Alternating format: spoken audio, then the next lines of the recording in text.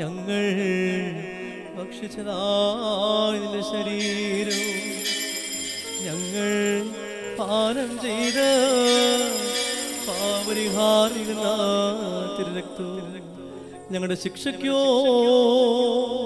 പ്രതിപകരത്തിനോ കാരണമായി തീരരുതേ.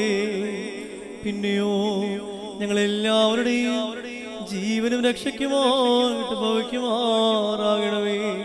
ദൈവം തമ്പുരാനേ, ഞങ്ങളെല്ലാവരെയും നീ അനുഗ്രഹിക്കുകയും ചെയ്യണമേ.